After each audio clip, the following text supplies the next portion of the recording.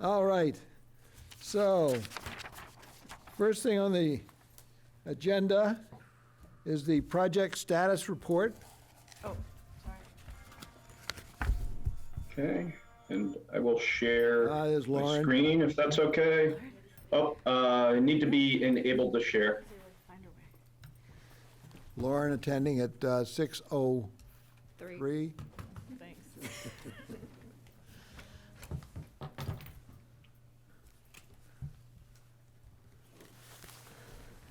Jim, are you doing the status report? I am.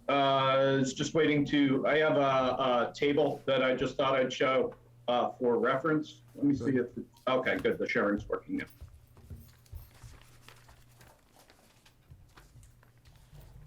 Okay. Can you folks see that? Yes. Yes. All right. Great.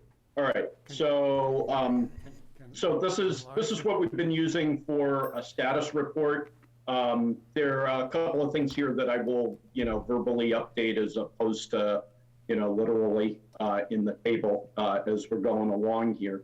But I think the key thing that we want to talk about this evening as far as status goes is... Jim, can you enlarge it a little bit as you go through?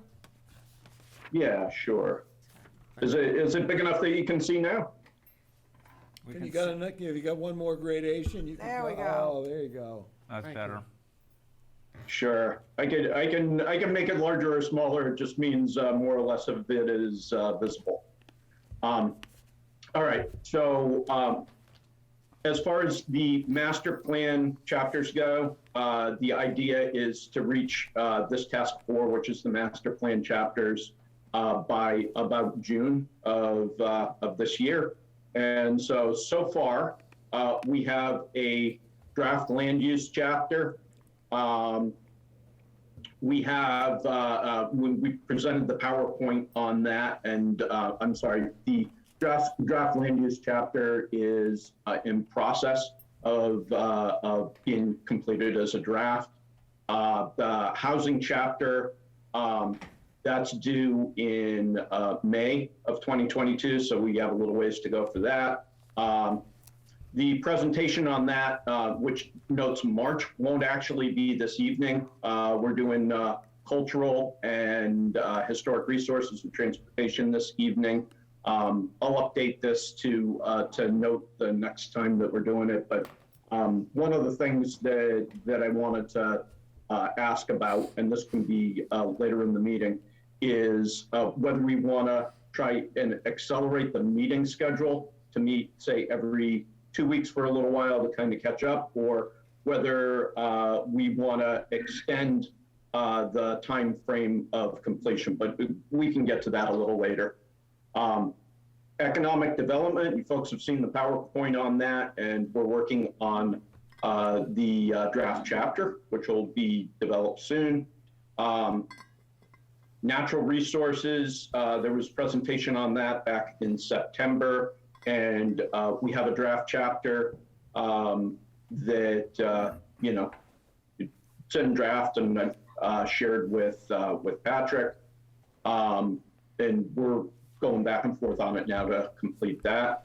Cultural resources and historic. So as I mentioned, that'll be one of the presentations for this evening. Open space and recreation is coming due as an item next month. Community services and facilities. So we've done the PowerPoint and the HLS means high level survey. I hadn't mentioned that before, but we did that back a while ago. Jim, can I just ask a question? Sure. On open space and recreation, do you have a copy of the Hamilton Trail? I'm not is that a document? It's Discover Hamilton Trail, that's what it is, yeah. That's something that should be included, and I haven't seen any reference to it. And if you don't, Patrick, maybe have you got a copy of that someplace? Or does it still exist, doesn't it? I'll find it. It does exist, yeah. I've Yeah. recently gone Oh, on it. there we yeah, go, yeah. excellent, okay, sorry. I just thought, going through that, it's another element that should be in there. Okay, yeah, we'd be happy to do that. We do have some trails information. We'll actually show that a little bit later during the presentations. There may be information in the item you just mentioned, Jack, that we should include too. So we'd definitely like to take a look at that. Well, this is a major, to me anyway, the trail situation in Hamilton is one of the key ingredients of what I love about this place. So if you need further information beyond that, the Essex County Trails Association could probably give you a little more data too if you need it. All right, wonderful. Wonderful. Okay. Back to community services and facilities. So we provided a draft to Patrick recently. He gave us comments back on that, and we're working on incorporating those. And then the transportation section, that's nearly completed as a draft, and we'll be providing that to Patrick, and of course getting comments and incorporating them before we send it around to all of you, so you guys get a clean version of that. That's where we are with the chapters currently. We of course had the fiscal impact and meeting last week, where we went over that model with John Prulich. Thought that was very interesting, and we're working on how to build that into the economic section of the plan. Do you have minutes on that, Jim? Pardon me? Are you going to have minutes on that meeting? Sorry, the reception keeps breaking up. Something about minutes of. I'm of, sorry, meeting, the correct? question was, will you have minutes of that meeting last week with Eric Halverson? The economic meeting? So we didn't, since that wasn't a public meeting, we weren't taking minutes of it. That's right, that's right. I think, do I remember correctly, Patrick, that somebody on your side was taking notes or minutes? I don't think so. Okay, my we mistake do- if I thought that happened. I I'm might pretty be thinking sure of a we different have meeting. it recorded though, Jim. Okay, I think that was a pretty key meeting. And I'd like to, be able to have something that the rest of the committee can look at, because we weren't, a lot of people weren't able to make that one because of the time. would the recording work for you folks, or do we need to summarize that? If you could get that summarized, I think that would be very useful for a reference. Okay, we can do that. So I'm just curious, I'm looking at the 6, 7, 8, and 9. So it looks like we're going to have a plan finalized by the end of this year. That's the intent, yes. Okay, I haven't seen anything in this schedule for public participation. So back up here, there is the public engagement and outreach section. We haven't developed specific public meeting dates or anything like that yet. Of course, we had that visioning session back in November, but I believe we have 2 other public meetings that are part of this project. Good. It would be good to have that somewhere in the schedule so we understand at what point those are going to take place and what the deliverable will be presented to the public and what they're expected to do when they receive that information. Sure. No, I think that we probably want to do a public meeting after the development of the draft plan.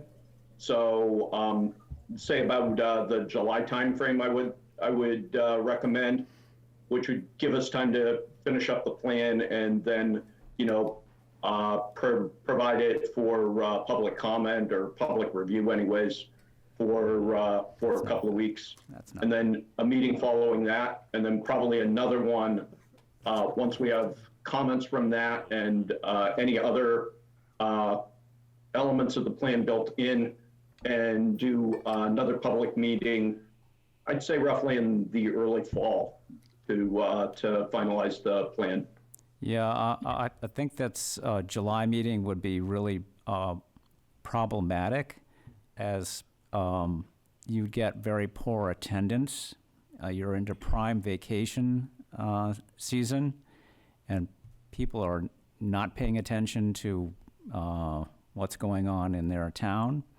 They're focused on having a good time in the warm summer months and probably not in Hamilton. So that kind of like almost guarantees you're going to get very little participation.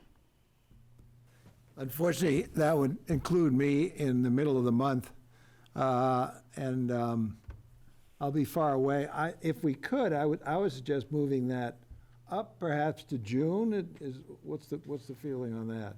Yeah, or even May if it were feasible, I feel like, because, May even yeah, better. because then you could announce it at the town meeting in April, That's a good and it idea. could be like within grasping point for people to think about, yeah. Excellent idea, excellent idea. School needs to still be in session Yeah. to grab people, so, yeah. But Jack and Jim, I thought that after one of our more recent meetings, we had a sort of a sidebar discussion and recognized the need to fill some of the gaps in the current contract in terms of the specificity of things like the number of meetings. I think that needs to be addressed carefully and not just on the fly here. So however that is to be done, we should. I agree we're not gonna solve it tonight, but agree we should talk about it more. Yeah, Yeah. definitely. And how do we want to do that? Do we want to have a, Well, Jim is about to ask if we wanna have more than once a month meetings, so, maybe we see how that conversation goes and see how we can fit it in. which I think would be very important to do, and perhaps if we can accelerate with that. And I think for that, probably, Jim, it would be good for you to be present if possible. Because then we can kind of review all these details. So when do we think that would be a good time to discuss that, all of that? Is that a May or end of March, or I think the sooner the better. sooner the better? And what are you asking to meet on? Well, I think it would probably be the time when we would look at the specifics of the contract as to what's called for, and then try and put some dates on, for example, the two public meetings and the two get-togethers, things like that. For example, Rick, apparently the contract talks about public engagement, but is not specific as to how that's to be accomplished over. Right, and hence my question about how that is going to be accomplished. Yes, exactly. So I think it would be incumbent upon Jim and Weston and Sampson to explain to us how they plan on accomplishing that. Right, so we were discussing when we should devote our time to that detail. Yeah. Well, so let me ask this, Jim, is this a question in your mind that the contract is not specific enough to, because I've heard you just say you're planning for 2 public events. So the contract does, if memory serves, I'm not looking at it at the moment, but I believe the contract does mention 2 additional public meetings beyond what we've had so far. And beyond that, it talks about developing an engagement strategy, but it doesn't say, what the specific items in that are going to be and how that's going to be accomplished. So You want them here. my plan had been to work that out at least, I guess in theory, that's not the right word, in draft, maybe we'll call it, with Patrick. And then once we have that nailed down, then we would present it to all of you folks. So it sounds like we should probably figure out the frequency of our meeting and then lock in the topic to try to figure, meaning if we have X amount of meetings, the schedule's gonna be X in the timeline. If we have double that, it can be different. So should we talk about that first? In I terms think of we need to frequency? double up now, certainly. Right, well, And- so let's confirm that, and then we can try to,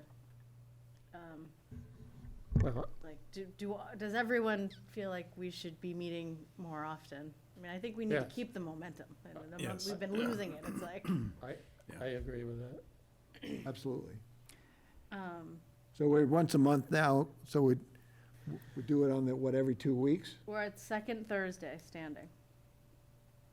So I would, just a thought here, I might recommend, say, like, second Thursday and fourth Thursday or something like that. So we're doing 2 meetings a month, and that we have a specific day of the week that we're doing it on, so that we're not conflicting with other things that people might have in their schedules. Is that going to work with Thursdays, that this 6 o'clock slot twice a month? Yeah, that's, There isn't any, like, So always second conflict. and fourth work for me, but the Okay. school committee's on first and third. So Oh. Yeah, good. first and third, I'm totally out. But- So the next Okay, meeting of this month should be then going through the I think confirming in detail what the public engagement strategy is. And because not only does Jim need to lay that out for us and how it fits into the overall schedule, but we also need as a group to be prepared to figure out how to maximize the participation at the time we decide to have that. And fit that into other town Right. events. Yeah, right, right. so that'll be 3:25, right? For The next Is that meeting. going to work for you, Jim? 3:24. 20, is it 20? Yeah, 3/24. Sorry. Yes, and that does work for 24. me. I mean, I'm good through April. I'm gonna have a baby in about 7 weeks, so I'll probably be Oh, out for a little bit after that. But I'm working to tap You can someone nurse from here the if you need. Concom. Baby. Yeah. So yeah, I mean, I'll be Congratulations. out. Thanks. You'll be remote. Yeah, exactly. You'll want to see us. Yeah, I know. Okay, so 3:24, so on that meeting, so Jim, you can send this out to or send it to Patrick to send it out to all of us for discussion on that meeting. Do you have another one? Yes. Super, thanks. Does that work with for everybody? Okay. Yeah, and probably it'd be good to incorporate when and how the proposed survey fits into all of this. You know, there should be sequential, and it could be that there's a survey first and then the public meeting, because then they can give us the results and to the public the results of what the public has told us from that survey. Yes. So the agenda essentially would be to fill in the vagaries as to public engagement, be it meetings, survey 1, 2 surveys. Whatever. For this, sorry. And are there other details that you need to cover, David? Not tonight, I don't think. No, but I'm just thinking about, what, in that session, at 3:24, are there other contract details that I you? think issues would succeed or follow our agreement with Jim as to those logistics. So I think we need to nail that down first. Right, and also, I think we want to nail down what the content will be of those public meetings and get some specificity, so Jim knows what our expectations are and what we think the schedule should be. I've always, and I said this at the last meeting, informal meeting, when Eric was here, it was always my understanding that the financial picture of where the town is currently and where it will end up if it doesn't make changes was going to be a component that was going to be presented fairly early on for public discussion as to lay the foundation for people understanding, why we are doing the master plan and the importance of doing a master plan so that we have an opportunity to guide our future given the severe financial constraints we know we're facing. So for me, that's kind of should be, why are we doing this? Yeah. Well, beyond the fact that it's nice to have a master plan, but there's some really implicit and very important considerations going into this, and I think the public needs to understand why. I think we should talk about it on the 24th. Yeah. I think, with town meeting, annual town meeting, budgeting, there's a fiscal story being told. And it's one of those, in time and then planning for the future are the same but also very different things. So I think we need to talk about, because the 24th is before town meeting, so we can talk a little bit about kind of how we might want to be messaging around that, or opportunity messaging, but not. And what are we going to present, if anything, at town meeting? Yeah, or be outside, or, Yeah. just Yeah, kind yeah. of, this is us. Yeah, momentum and engagement, that's what I wrote down in quotes, that's what our theme is for right now. Okay.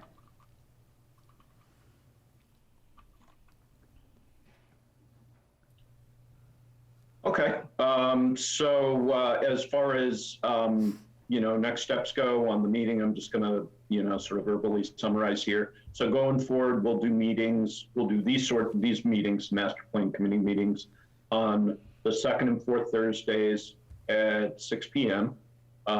We'll do our next meeting on March 24th at 6 p.m. Basic agenda items would include updating the specificity of the contract and the engagement plan, and we'd talk specifically about what would go into at very least the first public meeting. Yep. That sounds right, yeah. Okay, And good. what would go into the second public meeting? Yeah, so we can talk about that too. It might be a little more general. And Jim, pardon me, it's just, I'm a creature of habit. Updating may not be the correct term. What we're after is specification and agreement on Yep. what public engagement encompasses. The hydraulics on this chair. Right.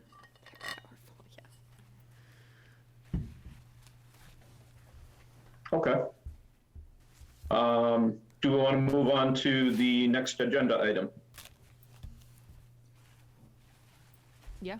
Sure, All right. yes.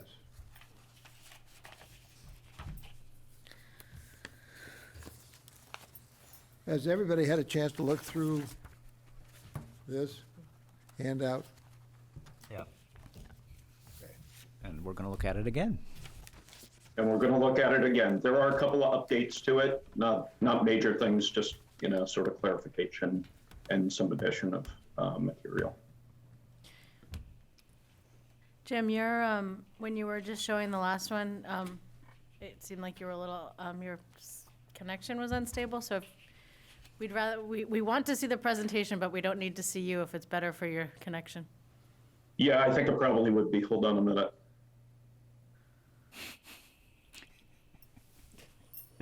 Disappear. Well, I don't want to not hear him. So subtle. There we go. Just successful. Most people find this to be better. Yeah, nothing against you, Jim, just want to, Nothing personal here. nothing. No offense taken, believe me. I know that broadband connections can be a little fuzzy at times. All right.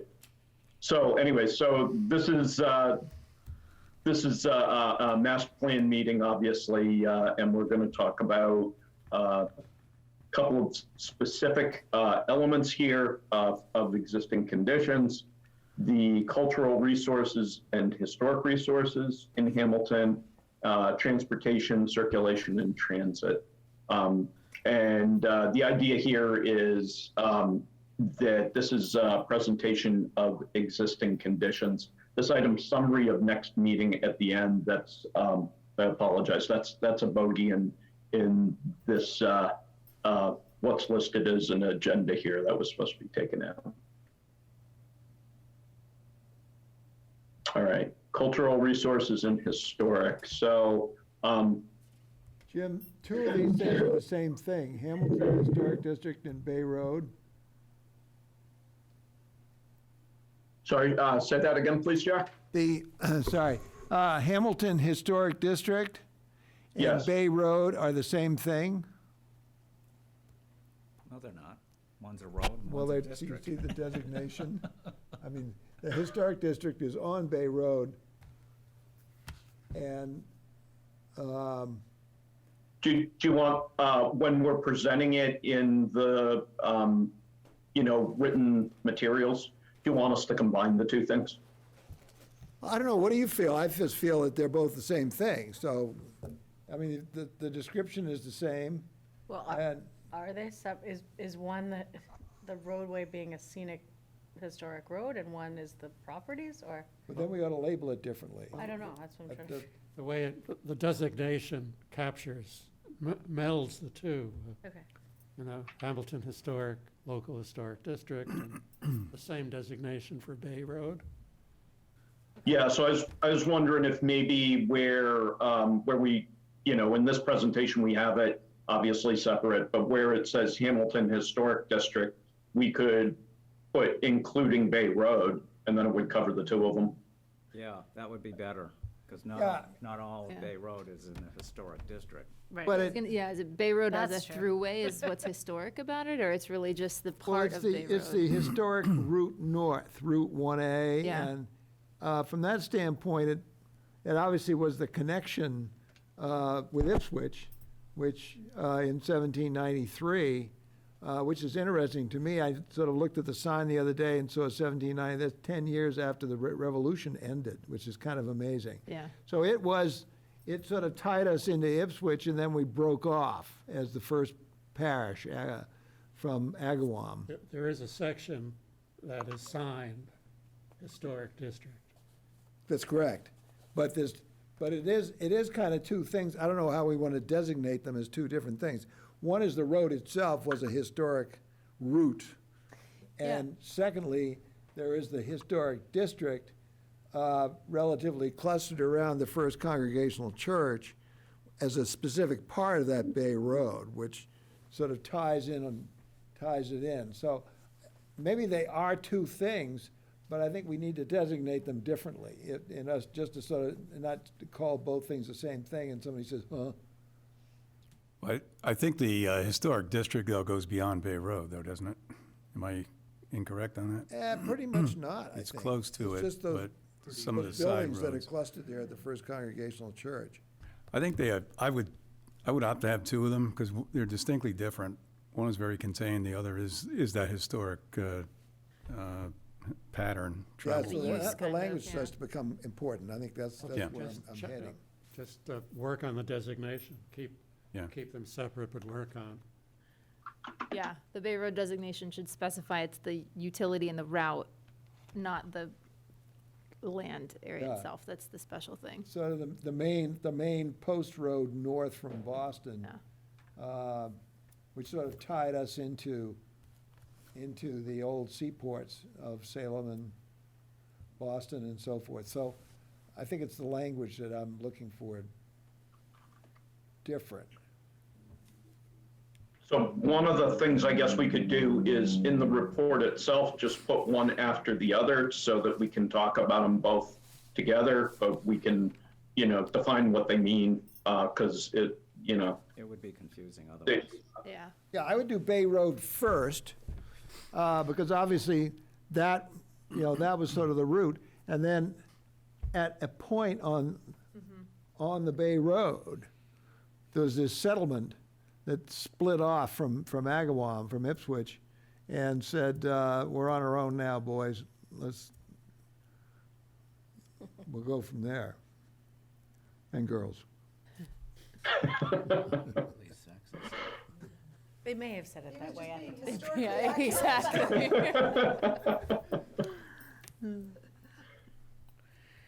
Can we pull up a recording of their meeting? First, Jack. Ladies first. Ladies first, oh. Yeah, it sounds like we can handle it in the narrative when we get there. Yeah, that's what I'm more interested in. Yeah. I think I'm just trying to alert Jim that it's a subject matter. Okay. We can definitely work out that nuance in the written report. Okay, so so here we have listed the 6 historic areas that have been identified in Hamilton, and their designations are obviously to the right. If you are curious about what the different designations mean, those are listed below. National historic places include properties of local, state, and national significance that have been designated by the Department of the Interior through the State Historic Preservation Office. Patton Homestead. And Question, yeah. I think that's That's a good question. You probably want to add the Patton Homestead, and you might want to add the scenic roads in town, or designated scenic roads, so those are a cultural resource, and they're protected under our bylaw. okay.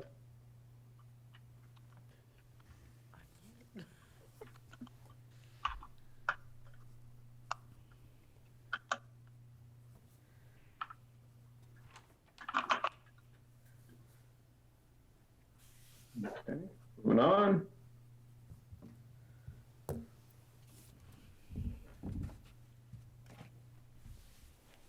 So these are just images of some of these that we were just discussing. This map provides an inventory of cultural points, I guess you might call them, or cultural resources. The number of buildings, structures. It includes Hamilton Cemetery, Patton, General George Sherman Tank, and the Soldiers Monument. There's obviously a number of other things too. There's quite a number of points here. And as you can see below, we've developed a map that that shows them and then labels them that we would include in the plan. I got out my magnifying glass. I know I had the absolutely. resolution in a PowerPoint is not that great. I don't know if it's can I ask if this is, it says burial ground, do you have Masconomet on there too? Is that? I believe so. I think I Masconomet saw that grave is on on there. there. Yeah, I think that might actually come up later as a specific item in the PowerPoint. Okay. Yep, there it is, Masconomet's grave, right? Yep.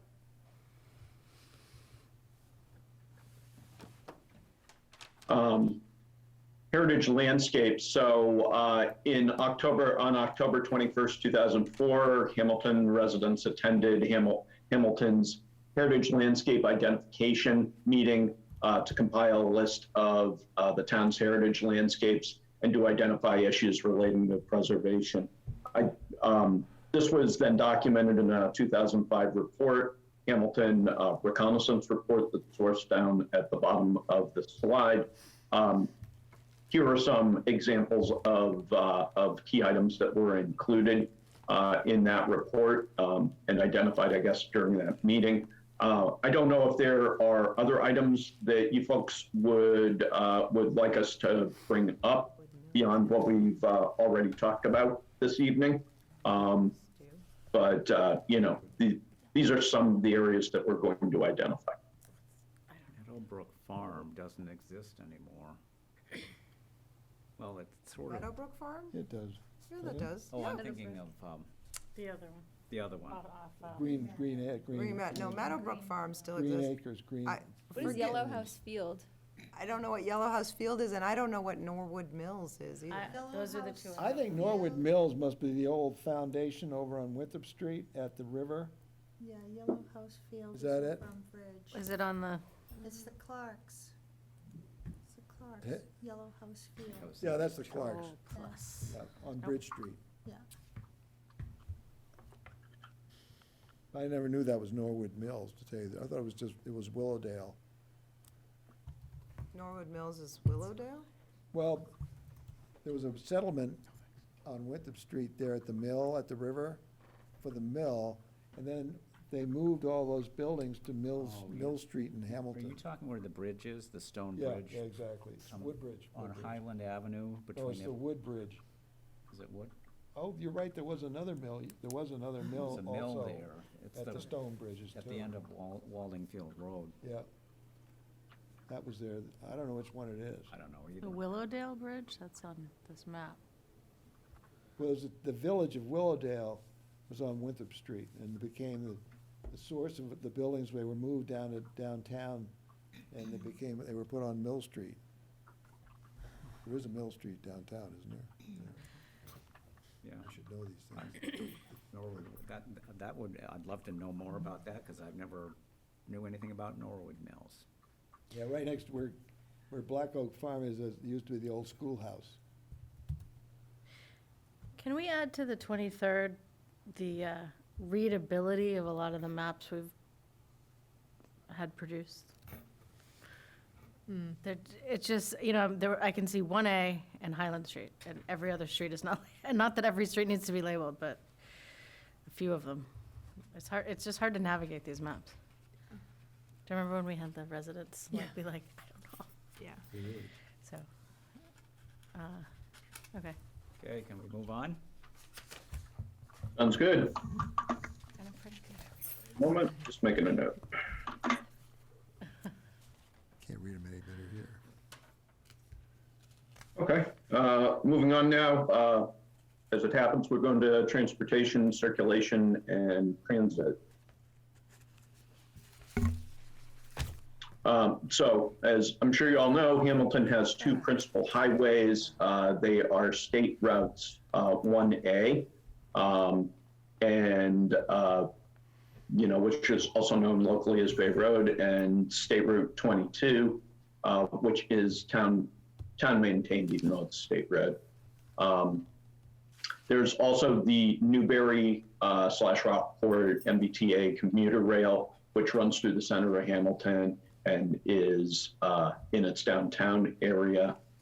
In total, the numbered routes occupy, I guess might use that word, 5.6 miles. Major roads, which are arterials and collectors, about 6.9. And then minor streets, that's pretty much everything else. Minor streets and roads is 66.8 miles.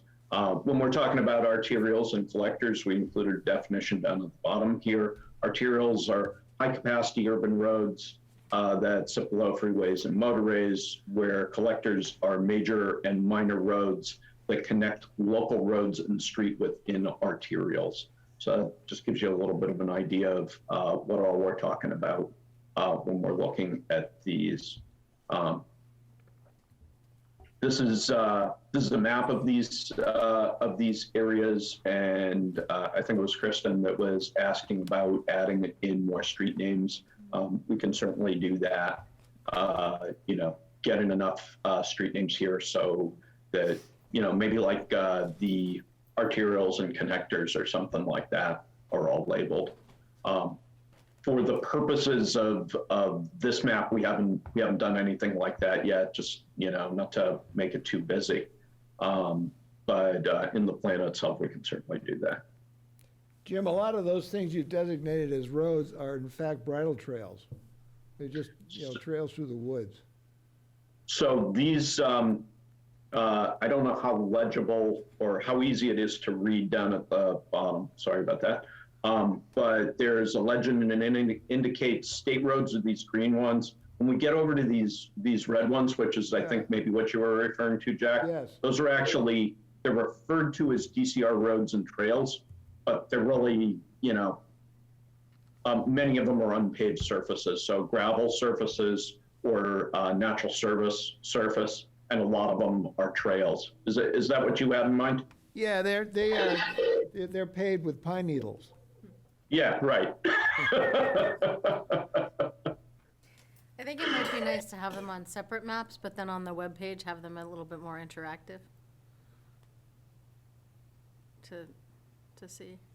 I mean, I think it would be nice for people to know where these, where the trails, the real trails are, because that's a great walking resource. And they don't gonna try to plunge in in the car with all the kidneys piled in. Yeah. Or just relate them more like via color. To me, I mean, you could make all of the trails green, different shades of green or something. Right. Yeah, they It's don't- more they- intuitive to, They don't belong on that map. Red and orange are. Oh, yeah, red makes them seem very permanent. yeah, no, that's kind of confusing. Okay, yeah, we can separate them out. Patrick, do we I'd be have, happy to sit down with you, Jim, on these if that would be helpful. I could even come to Rhode Island if that were necessary. Rhode Island, I've been there once. really? Yeah. Oh, there, you went south. That's very thoughtful of you, Jack. Love to have you down here. I'm very flexible. What were you gonna say? oh no, I was just gonna ask, do we have, a road listing of public and private roads? Because I know Hamilton does have a We bunch do. of private roads, Yeah, we and I do. think the private roads probably should be called out. Yeah, that's not a bad idea, and Woodland Mead and Donald Road, there aren't too many of those, maybe 3, 4, 5, something like that, max. well, I'm wondering if the unpaved part of Cutler is a cultural resource. We have a great number of paper streets in town. Well, these are Paper, streets I actually in want- use. Paper streets aren't in use though, right? I mean, we've got, It depends on where they are Ah. and what they're connecting to. So we should figure that, I don't wanna show, yeah, there's public roads, state roads, local roads, public local roads, private roads that we don't necessarily maintain, or whatever, different agreements. Then paper streets that aren't even necessarily built yet, are not built up to what a roadway would be. right, So anyway, yeah, it's I just would. lines on a map. I think it would be good to understand that, and I want to make sure we're not showing paper streets in the network of Right. streets, Of course. so, okay, thanks.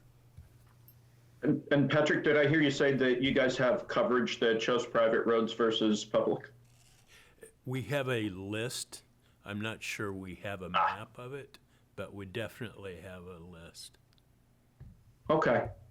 Yeah, I'd imagine that, on the private road side, there are a few, but not a huge number. Could I ask also the potential bicycle trail, is that a potential in that it's like a paper road, like it could be created, or it is a current, like what does that mean? Are you on a fat tire bike or are you in? What does that say? Because it looks like it goes. Yeah, no, that's a good question. It's I don't know if you guys probably can see my Yeah. cursor, but it runs right along here, which is, Bridge Street. Is that the pipeline? roughly collinear with the rail line. Yeah. What are those, the pipeline, isn't it the one that, Lauren, you just had your finger on? Is Yeah, that the pipeline? Yeah. Is that in a plan somewhere, where did that data come from? That it was a potential bike trail? This is, I don't know exactly where the potential bicycle trail came from, but this is state data, so it was from Mass GIS. Okay, Yeah, I'm wondering who's saying it's potentially right. a bike trail. I didn't know we had any bike trails in town. A potential one. Potential bike trail. It might be, some MAPC studies that get on Mass GIS, like if it was part of did you guys do a broader bike study with network or MAPC something? at some point? So who? Or North Suburban? The categories of hiking trails and bike trails are a significant positive in terms of the makeup of the town. Right, but that's on a separate map of trails and No, no, bike suburban, I'm paths sure. and. Right. And, Uh, yeah, other- and existing versus potential, I think, is Well, important we're to not- delineate. We don't want to deal with potential. No, exactly, it's not in use. There's a lot of single track too that, is strictly mountain, fat tire stuff. Mhm. Okay. Okay, can we move on? Of course. Okay, a little bit of information about, key elements, I guess, of transportation in Hamilton. Okay. I think you guys probably know this already, that Hamilton is dominated by single occupancy vehicles when commuting to and from work. And that it's probably not a huge surprise to you folks that car, truck, and van transportation for going to and from work makes up, just a little bit less than 75%. Public transportation is not quite 9%. A few people walk to and from work, and then there is a small percentage of people, about 1.2%, that take taxis, motorcycles, bicycles, or some other means going to and from. And then if you add up these numbers, it's missing, a few percent, and that's because some people work from home, and that would be, as noted down here, 9.9% of the population works from home. Yeah, that number has probably changed Yeah. and doubled, if not tripled. Yeah, especially just when we think about the statistics that we were using for employment in the prior presentation, like the timeframes are different. Is there updated data to just align the commuting data to the employment data that we're using? Well, this came from the census, so, Yeah. and so they're really, we're taking that in 2019, Yeah. to early 2020. So it doesn't reflect where we are now. Oh. But there's probably no objective, independent resource that's actually, you can capture that. Do we need this? Right, and I'd caution against trying to use the last couple of years Yeah. as meaningful data in your plan, just because, things obviously turned on a dime during the pandemic, and they're likely to change back in a lot of ways over the next couple of years, but, we don't know quite how. I also have a question. This might be on a future slide, but like this is only about work, not about how people engage with transportation locally or within the like Essex County area. Like I think about how, I don't know, I work from home, but I would drive, but I walk downtown to do grocery shopping, all of that. Is that captured anywhere? Yeah, that's that- work though, that's not residential. Yeah, like using, and I'm just wondering if that's an additional useful data point to think about how people move themselves within the town. Because, Yeah, but you I wouldn't, there's no resource to capture that. But it's a great question to add to the survey because there is no universal Yeah. resource Yeah, yeah. to capture that. I mean, it's not going to be captured in census data. no. How do you grocery shop? That's why I question the relevance. I mean, we drive to Costco. Right, because, yeah, I guess Or- it's or like, what do we Market do with Basket. this, right? Like, when we think about the infrastructure that we want to invest in locally in the town, and the type of way that we would like to help people move and access resources locally, are we trying to invest in more pedestrian walkways or bike paths, or just encourage continued car dependence? I mean, I know the town is spread out too, so. It's a good question, and I honestly, as I say, the Crosby's is really the nature, it's really kind of a deli for, Yeah. it's a very expensive place, and I don't know how many people shop there regularly. We don't. We're cheap. Well, I think that Lauren is getting to something important, which is, like,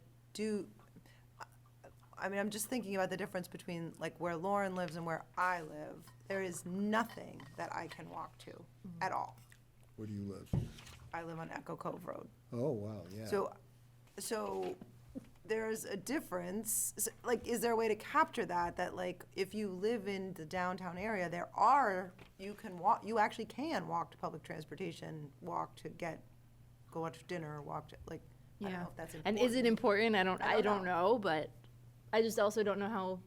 That's the important problem. this I don't is. think it is. I don't know. I mean, I guess maybe the most important thing is that we already know that primarily, if you're, like, what this really tells you is that primarily, you need to have a You need a car car. to live here. That's Yeah. right. For the most part. That's right. And that's maybe the biggest takeaway, and we kind of all know that anyway. We all know that anyway, so Right, does it elucidate anything? yeah. Well, I think that, because I have questions on the transportation circulation on the survey, because we only have 3 questions. So, I mean, I wonder if we just ask people what their preferred mode of transportation, and what do you use to local errands, and why? Why do you, if it, like, if you prefer to walk, but your answer is drive, why? Because you live far away and there's, whatever, It'll but be distance. it's just maybe it's close, but there's not the network, I don't know. But everybody knows that. I mean, to The village to has that no point, you could ask a question on the survey. If you had the opportunity to use another mode of transportation other than a car, and this kind of presumes that there's a question about, whether you use cars to get around or not. What mode of transportation would that be? Yeah. That's a good question. With gas at $4.50 or whatever it is.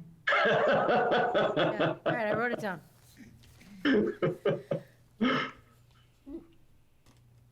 Okay? Okay.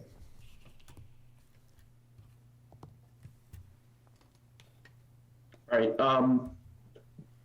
We took a little look at commuting time data too. We thought this was pretty interesting. From this data that's shown in the table, about 2/3 of Hamilton residents commute to a relatively nearby local job center. And by that, what we meant was less than 35 minutes away. So not necessarily hugely local, but a lot of folks, have their jobs relatively close to their homes. And I think that's interesting. It probably means that people prefer not to drive so much.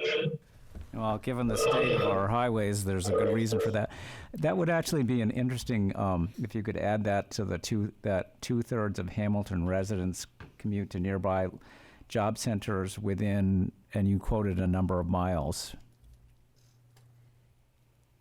Well, so it's difficult to say how many miles it would be, but we can say how long the time frame is for the commute.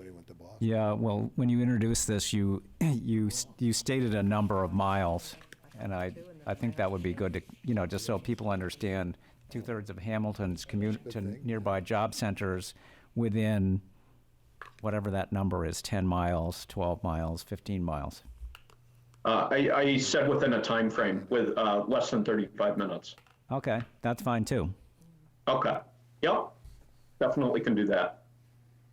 It would be interesting to contrast that with the jobs in Hamilton and out, because it is, I mean, when we looked at it, there were very few jobs here, so everyone was commuting somewhere, and I don't know, I just think it would be interesting to see that. Okay. Okay? Next. Just a second.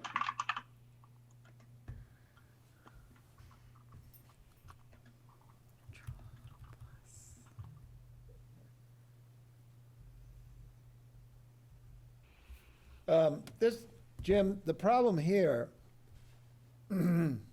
is the dates that you have on Cutler Road, the Highland Street over the water, and the Moulton Street over the water, Miles River. None of those dates are even close. The Moulton Street got rebuilt in 2000, but there's been a bridge over the Miles River there since Christ was a corporal. And Cutler Road. Oh, this should say, I'm sorry, I didn't even notice that, but this should say something to the effect of most recent renovation or something like that, I think. It's something like that. The Winthrop Street over the Ipswich River is the only one I think that's accurate. The others are all rebuild dates. Yeah, so this came from the National Bridge Inventory. I'll see if I can drill down into that a little bit, Jack, and see if I can get, I hear exactly what you're saying, see if we can get better data on that. Yeah, they're really old bridges. I mean, they've been there a long, long time, and I think that needs to be captured, particularly that stone bridge over the water, it's on the Ipswich River and Highland Street.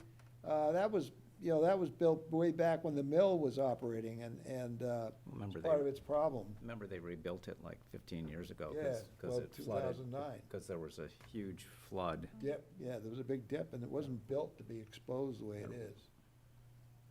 It was in the mill pond originally. Yeah, some of the thing that I found most interesting from this data was related to the condition of the current bridges. And for you guys probably know that many of the bridges and roads in southern New England and really around the country are in, you know, from the standpoint of anybody who does anything within infrastructure, pretty deplorable condition and need to be improved quite a bit. I think it's good that at least one of your bridges showed up in good condition. There are a couple here that are in fair, which is not terrible overall. But then, of course, there's the one that's in poor condition that, you know, should be considered for some sort of renovation, I would think.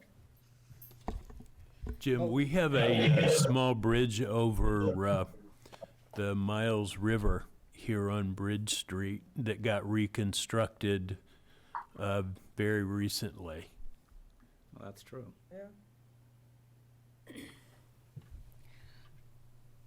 Is that, so that'd be different than the one on Moulton? Isn't that the Moulton Street Excuse me, over right? Miles?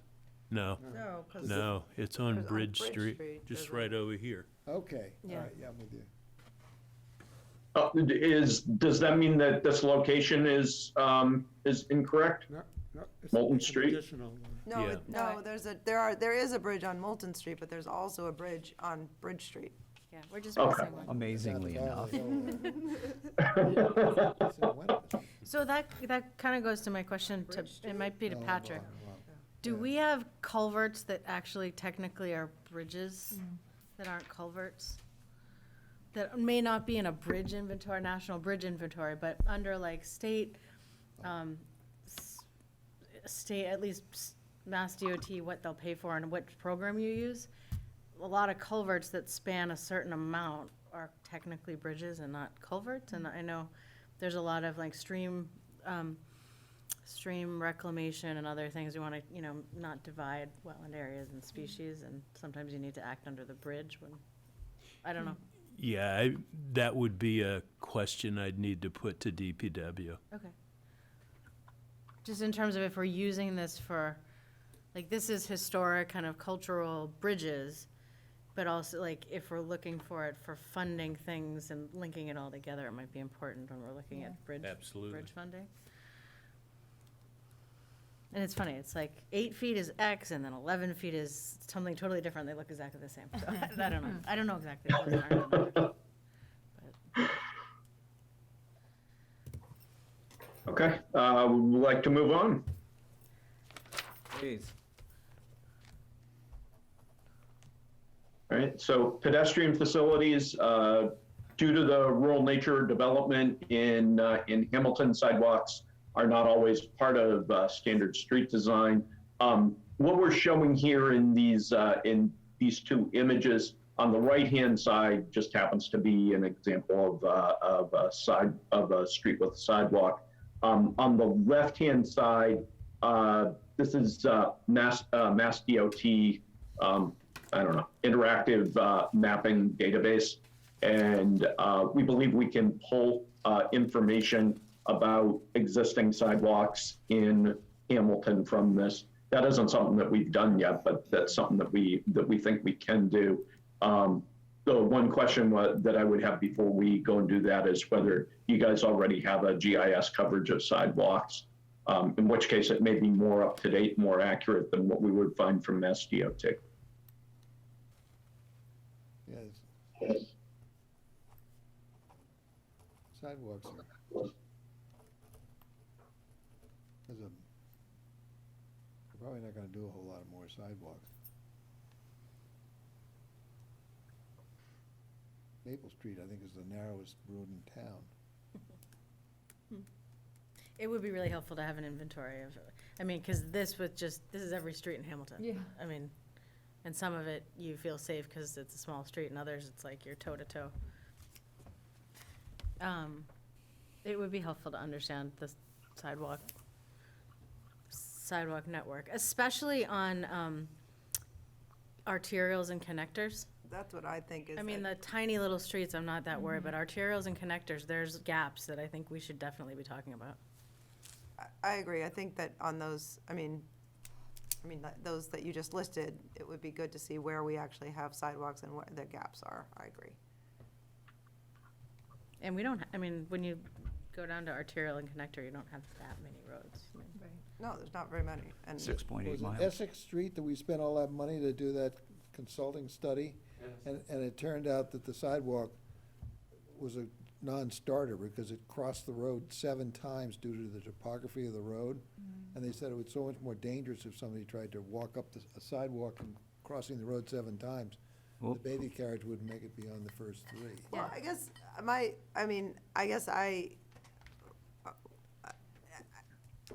maybe that, and I didn't know that you had all that information, but it's just, I never want us to just sort of make an assumption that like, oh, we don't want more sidewalks. Like, we want to, yeah.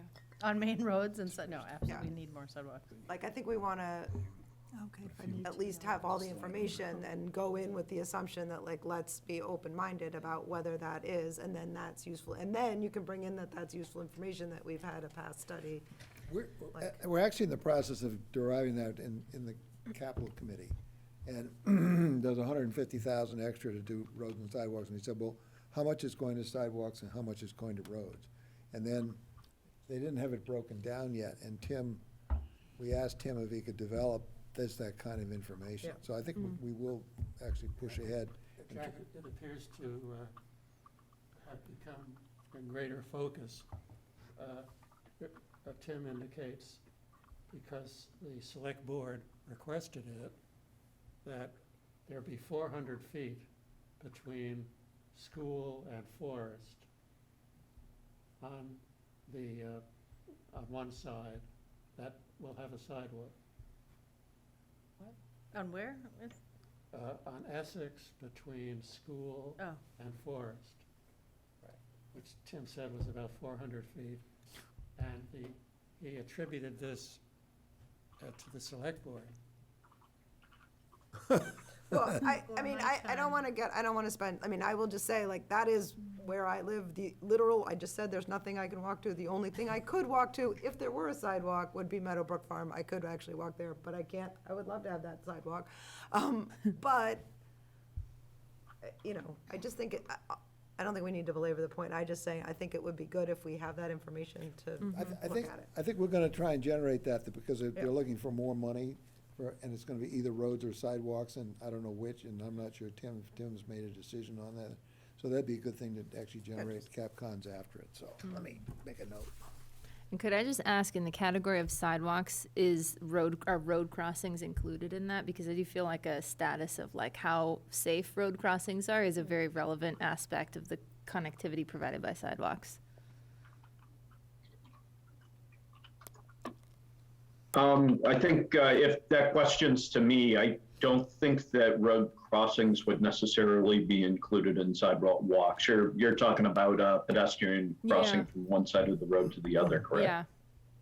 Just 'cause Jim, this might be getting too granular, but certainly in the downtown commercial district, connectivity and pedestrian walkways is a significant issue because we really have 2 commercial areas in town divided by Bay Road, and they're not well connected. So maybe you get into that in infrastructure.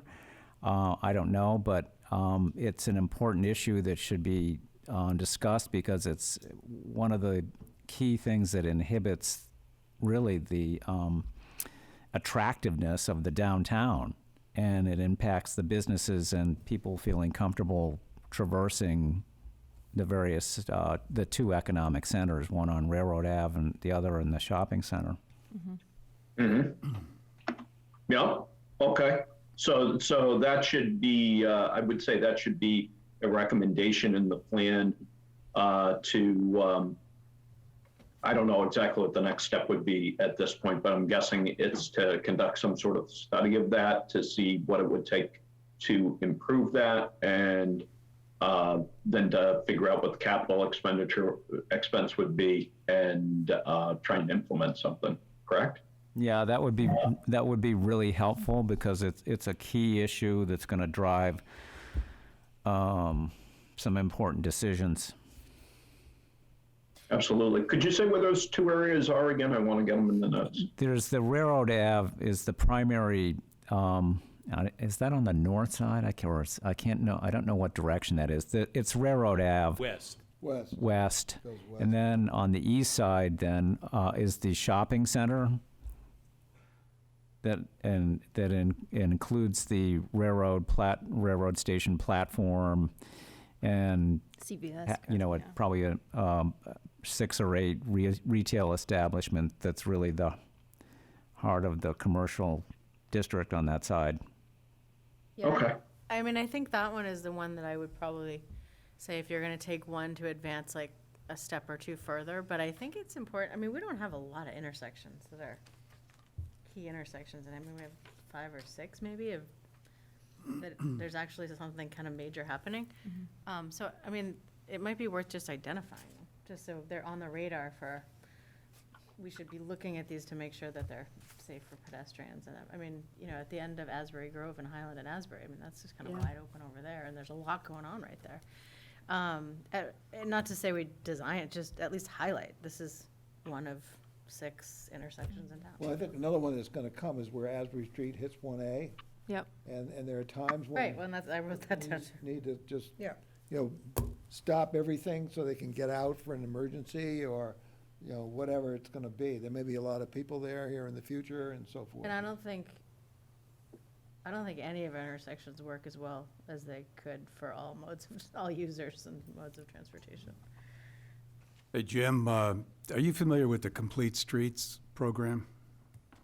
Yes. Is that something that you could consider implementing, or giving us some information on that? Absolutely. Yeah, that's in virtually any master plan or document like that that we do for a municipality. Yeah. If they don't already have the Complete Streets policy included or standards included in their development standards or roadway standards or whatever, we recommend doing that. Yeah. Right. Yeah, absolutely. Yeah. The town actually about 3 years ago had a consultant on board, and through the Complete Streets program studied the worst locations in town relative to impacts and car wrecks, etc. And they did a study on it. So I will make sure you have that information. But we are part of Complete Streets and have used some grant funding for that purpose so far. Can you send that to us too? Can you send that to us as well? Oh, yeah, of course. Do we have any projects on the TIP in Hamilton? On the who? On the Transportation Improvement Program? With the state?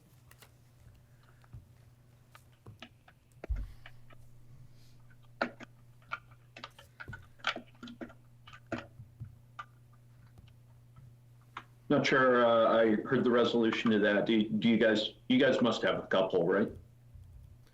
Have what?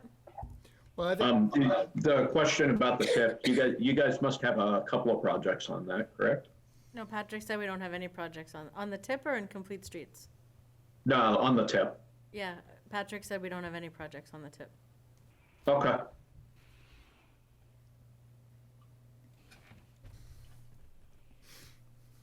That's how Rantoul Street just got totally redone, was the Transportation Improvement Project. Chris, what is that? It's a Transportation Improvement Program from the state. It's all federal transportation money goes through the Metropolitan Planning Organization, which, they have a bunch of programs. They have the Transportation Improvement Program. They have a bunch of other, a planning program, but anyway, it's all the federal transportation money goes through that program. And you need to, there's a process to get on that program, and then they prioritize it, and they do a 3-year plan or 3 or 4-year plan every couple of years. And That's different than Chapter 90. it is Right. different than Chapter 90. And that's what, Chapter 90 is one of the reasons I was asking about private and public roads, just in terms of what we're getting from Chapter 90. Yeah, it's a program that if you, like if, and 1A might, I mean, the state could put 1A on that program, like they did with Rantoul Street. So the 1A area was on Rantoul. I mean, it sits there for a long time, and luckily there's all these other state programs with MassWorks and others that kind of push it forward, but. Typically, TIP programs have to be designed by the local community.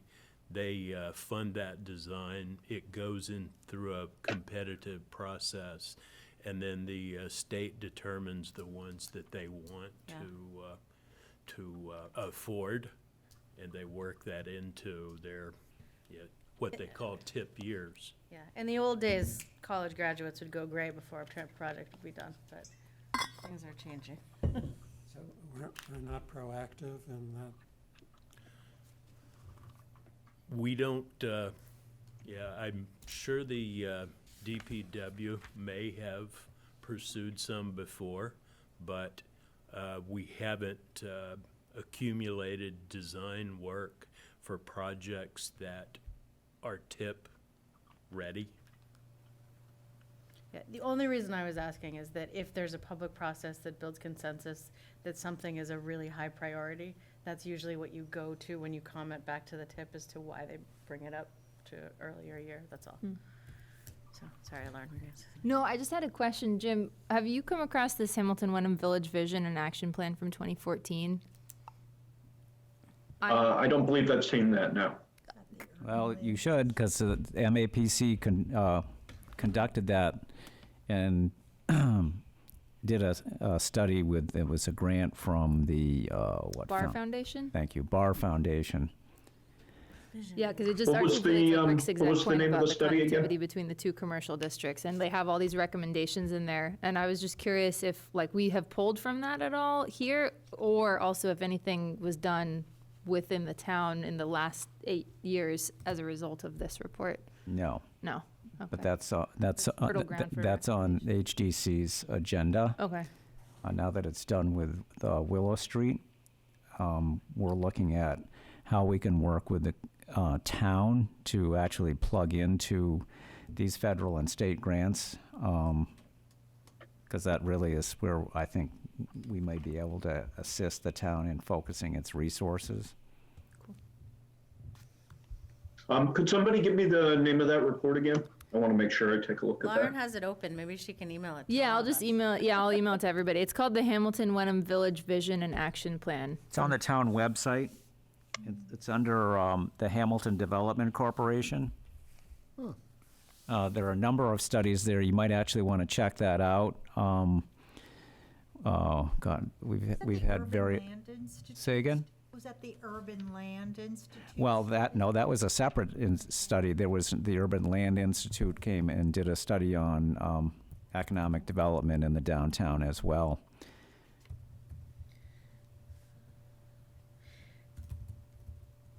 Okay, great. I will take a close look through those things. I think it would be, I mean, I don't think there's any reason, we've been talking about the website and the information on it. I think there would be a really good resource, actually, if we had just a tab that was like past plans and studies, just, Yeah, we're building this one to have, just, it's all in a central place, because we're the- all talking about it like, oh, where is it on the website? And yeah. The website it needs a lot of help. Yes. It got a makeover, but it was like putting lipstick on a pig. It's not helpful at all. Yeah. It's very difficult to navigate. It's not user friendly. It should be redesigned. we don't control that, but we control our website. Yes, in fact, Dave and I were part of a committee about, 2 years ago, when we advised the town manager on various strategies that should be undertaken to improve communication with the community. We should have a list also of the various committees that have existed. Jim, that cannon at the end, Yeah, that's a naval gun, and we don't have one at Jabaco. Cannon at So the I end. don't know, that's not, the only cannon I'm aware of in town is over at Patton, and it doesn't look like that. So I'm not sure that's instructive. No, that's an ocean fort somewhere. Yeah. I think that's an ocean and behind too. Naval defense. oh, you're right. Yeah, I'm not sure where that picture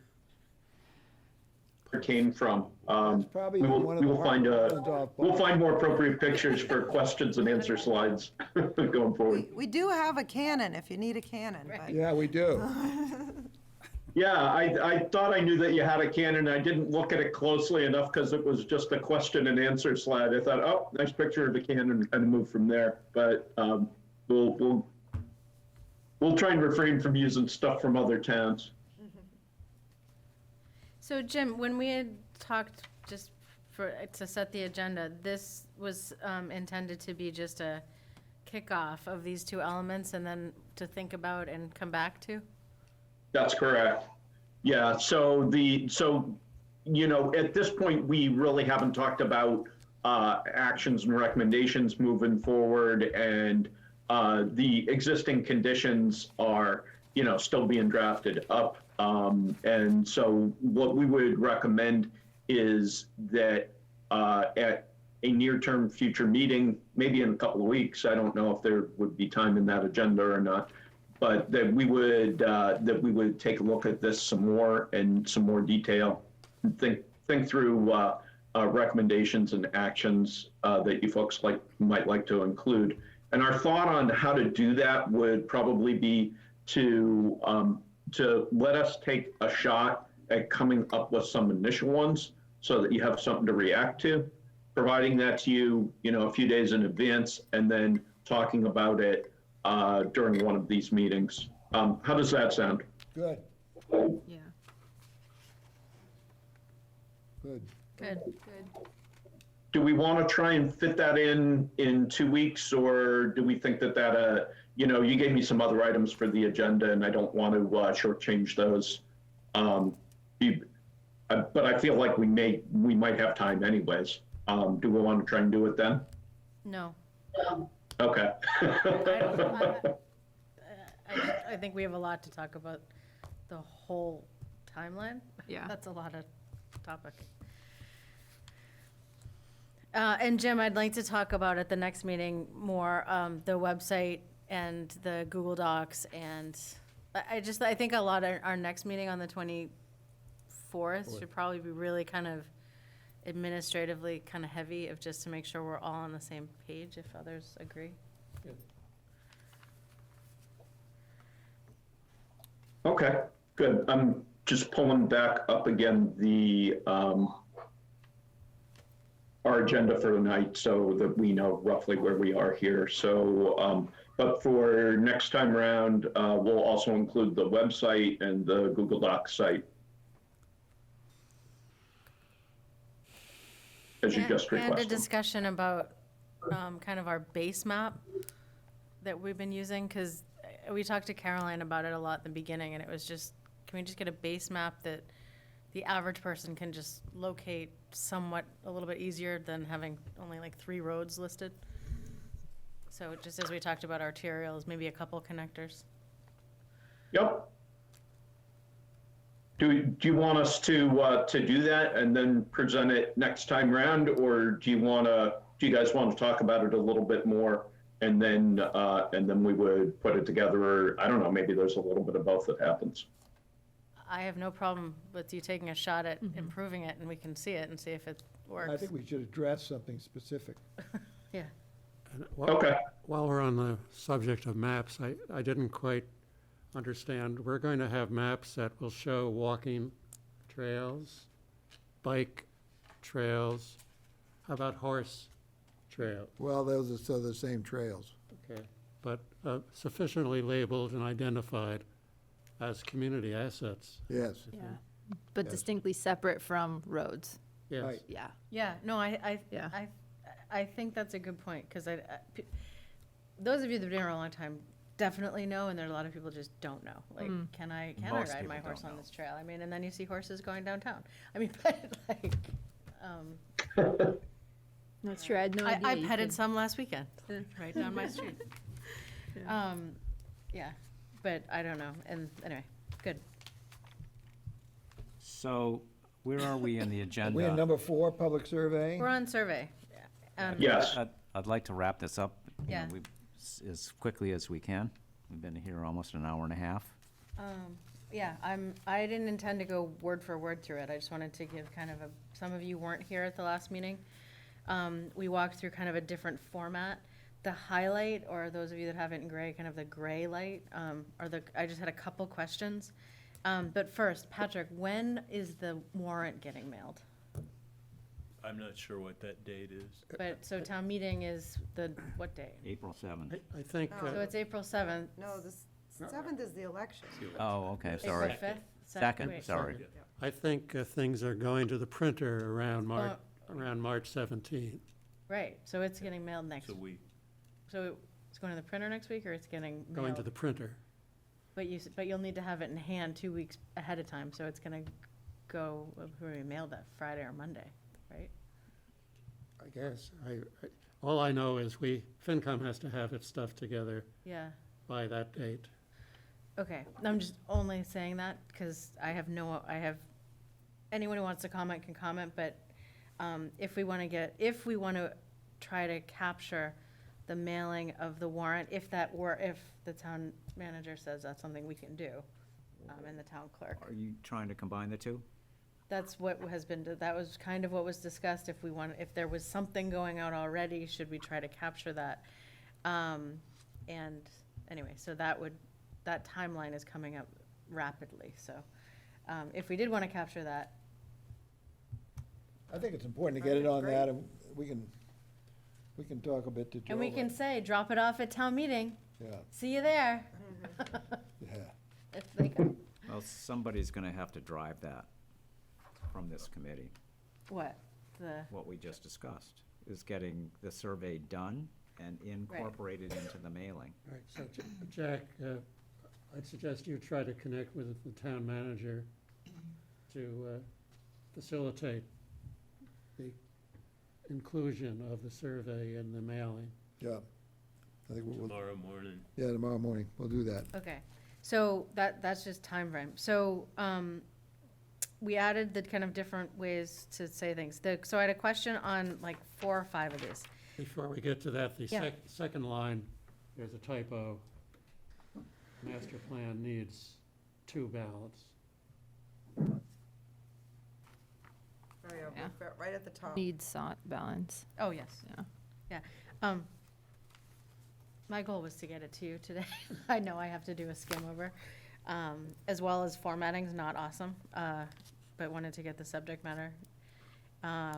So when we talked about this, what one thing would you change? And then nothing, financial and town center was kind of how we left it, and it's just awkward. Yeah, it feels very arbitrary. I wasn't sure if we wanted to do something with that question or delete that question. Well, if you're, to my way of thinking, you really, if you wanted to just simplify, you really could just say, you could just say nothing or blank and Yeah. let them fill it in. Let them fill Or it in. just, Let 'em fill what it one in. thing would you change, fill in the blank? Yeah. Yeah. You don't even need to offer nothing, because they can write in nothing if they Done. want to. Okay.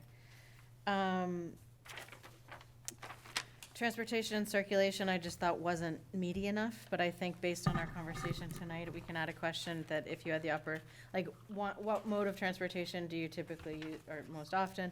If you had an opportunity to use a different one, what would it be? That kind of question I can add. Under economic development, just planning and growth management was a phrase that you guys on the survey committee came up with that I didn't change, but I wasn't sure what you were getting at with that. I just didn't know. Oh, do you need a copy? I have extra copies right here. Do you? Yeah.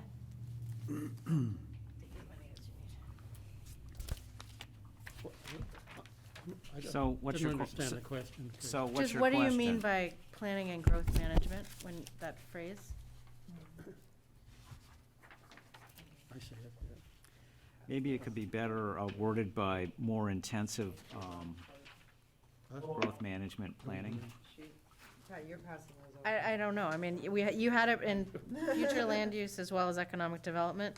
The survey committee, it was an original phrase, and I just wasn't sure, is it from an I don't know, I wasn't sure what it meant. Is this more of like a strategy thing? It's I like, think what it might be, being part of that committee, and I'm not sure, I was the one who suggested that, but it could be something like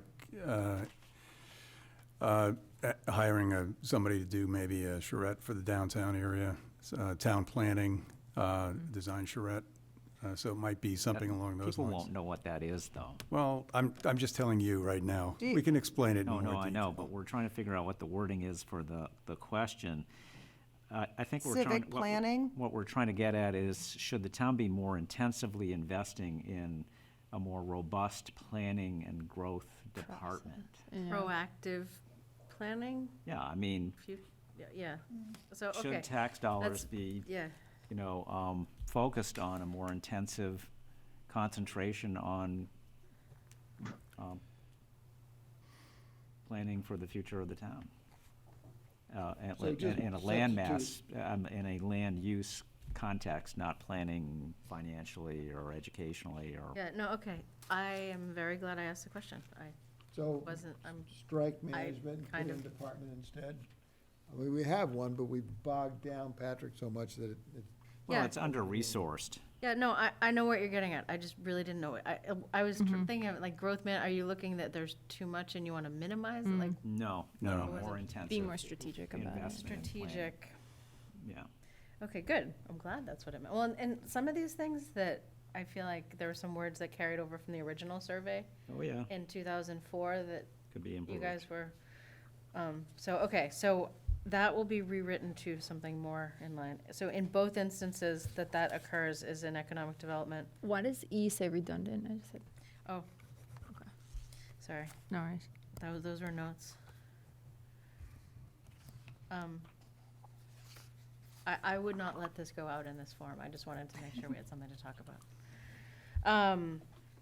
And then residential development, so you had conservation subdivisions, I added open space residential. Does anyone know what that is? I have no idea what a conservation subdivision. I mean, I think we kind of get it, but I just wasn't sure if it was too complex of, Yeah, Yeah. nobody would know what that means. I have no idea. Because it's got like a percentage of area that's required to be conserved. That's, yeah. Yeah, it's an own way to It's a very plan technical, yeah. conservation. Okay. Subdivisions. yeah, no, I But think it's a I good understand. concept, I'm There's just some not sure jargon there, if people so. will know Yeah, it's what it is. too obtuse. Okay, and then the very end, we were talking about regionalization and services, and then we kind of toyed around with governance, and I thought it was kind of a bold question to ask, so I wasn't sure if we wanted to keep it or not keep it. I did not remember that was on there. I do think that's gonna, Like, whoa, like, I don't know, I was right, like, does that, like, that makes me nervous, that, like, is the master planning committee Yeah, yeah. suggesting that we Okay. merge? Yep.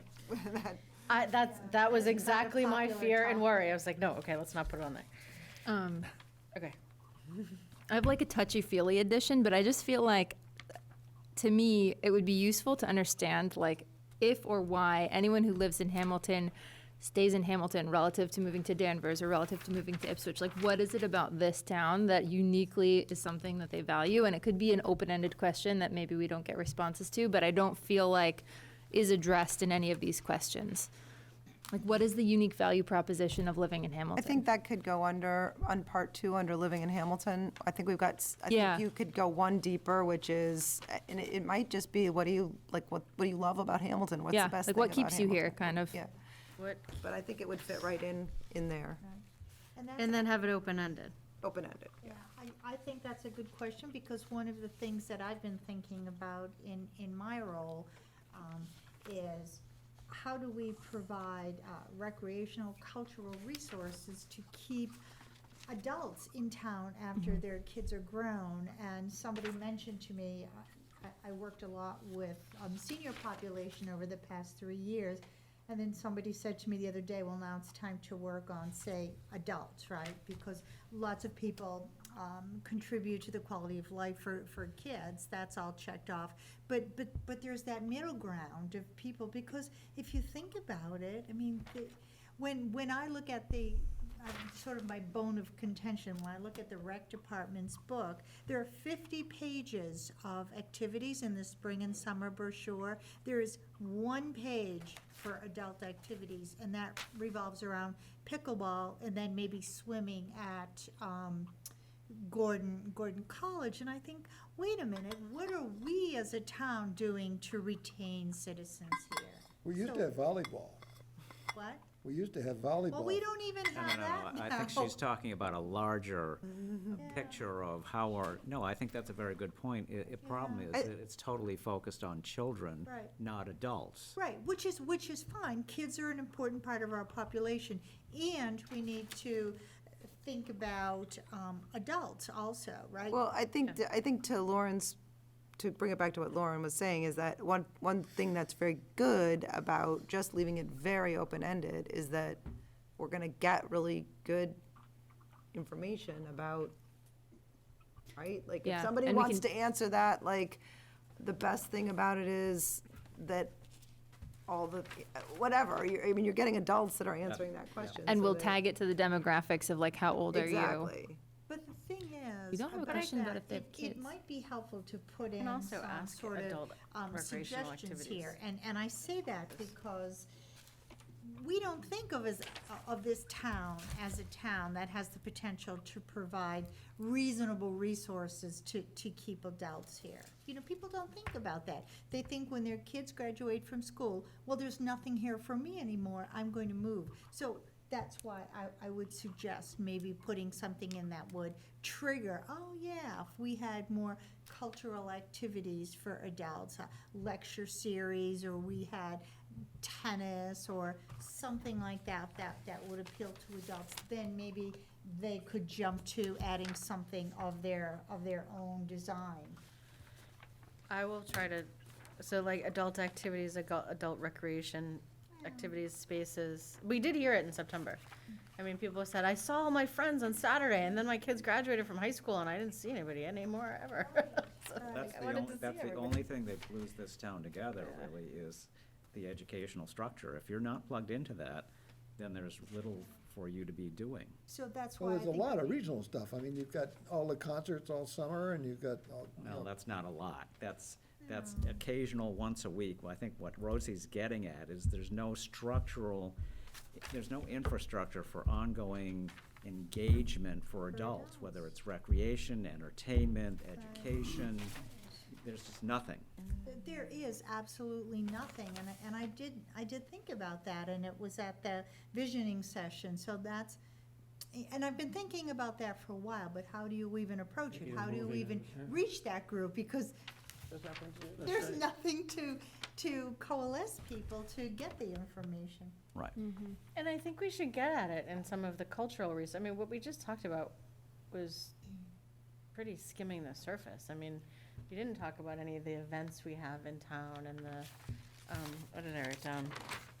Yeah, just cultural events and cultural activities, or just what you're saying, the Right. music on the common, and there are things we do in the shop local, I mean, that's economic development, but it's also like, how do we get together and then focus in that section, not just recreation, but getting, making community. sure we all have activities and engaging opportunities. And what would you like to see as adult activities? Because when we think about activities, I mean, when we talk about this, right, we talk about playing fields, we talk about the pool for the kids. We don't think to broaden that perspective, and so maybe something in here could broach that, so that people could really start to think about it. Because I would like to see this town retain adults after their kids are grown.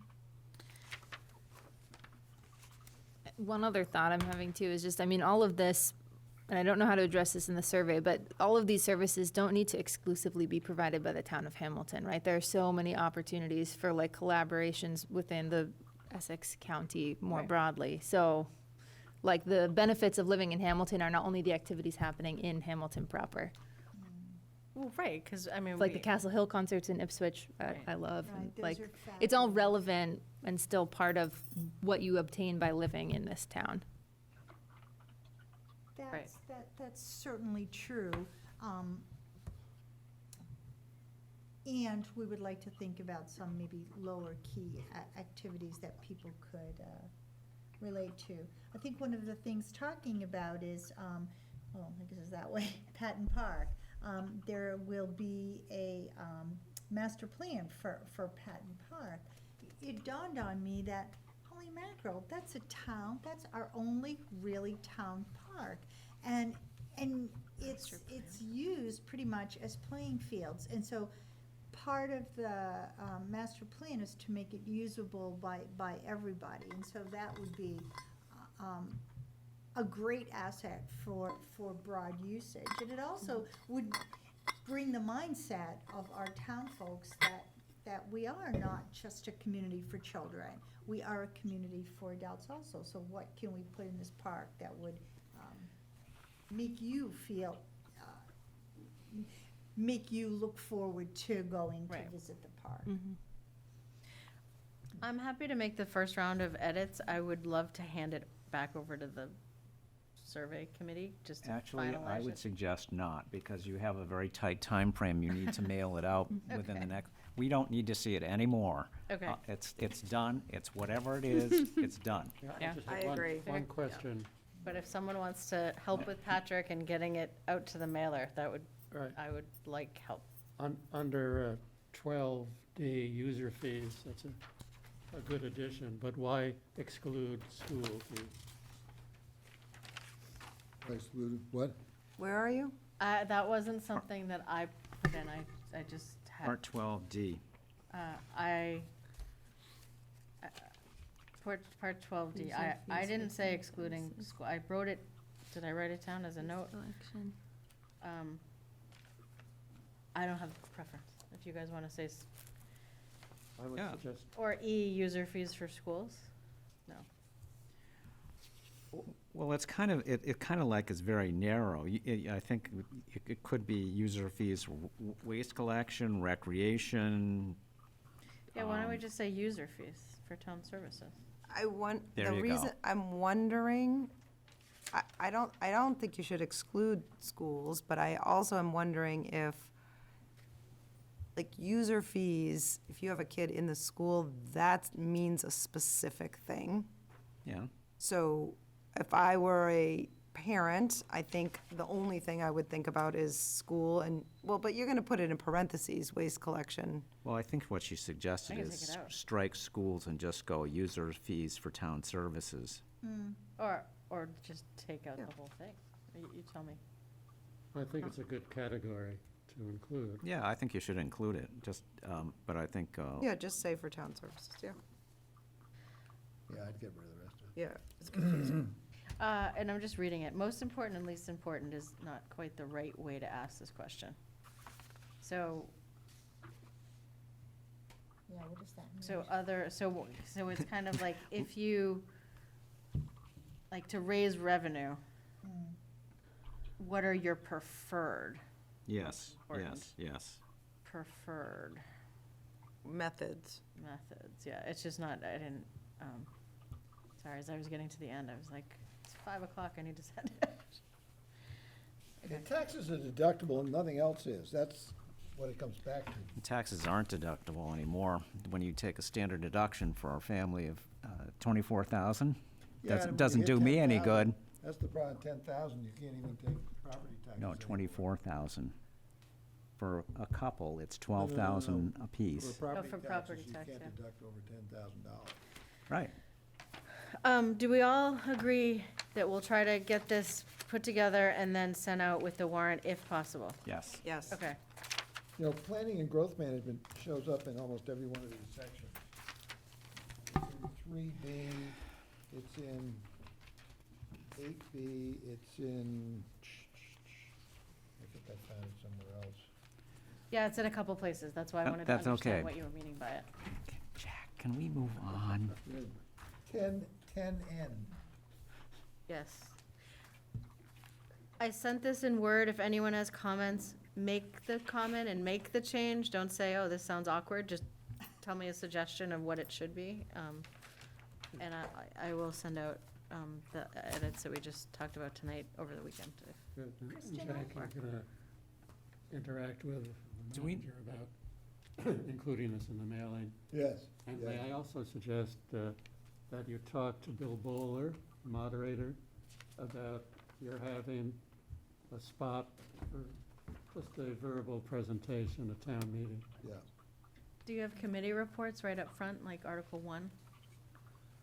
Well, the reports are usually by the board, select board, and FinCom. Could we do like a less than 5-minute report? Oh, it'll be 3 minutes or less. Yeah, that's what I mean, like, At which point the hook comes out. Whenever, it's better at the beginning than at the end, because, Right. Yes, yes. maybe 12 So- people left.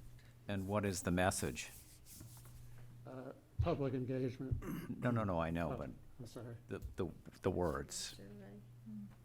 In other words, not, Are we in- We're not hey, going to discuss that now, Yeah. but we'll. Yeah, put it yeah, yeah. together. Yeah. Anyway, okay. Kristen, I'm sorry, Yeah. before we move on, I just have one question on Part 8, Economic Development, JKL. That's a little, I don't quite understand what kind of opportunities. Provide opportunities for additional opportunities. I don't quite know what that Oh, means. sorry, that was just there was two things that were said the same thing. As I said, I'm sorry. it's a remark from the this- Department of Redundancy Department. Yes, which you'll see my notes and Okay, That's can I just, this draft, the topics we needed to get down. okay. Provide opportunities for those who live here to work here, was the question. Thank you. Can we move on now? Do we need to have Jim sitting in on the rest of this meeting?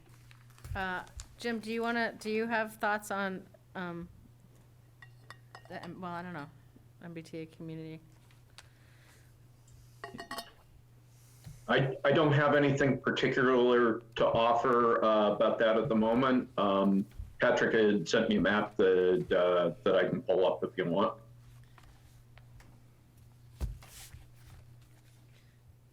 Or If or you we don't could let mind, him- if we get into the potential future zoning changes, Jim has a map I had asked him to put up for us.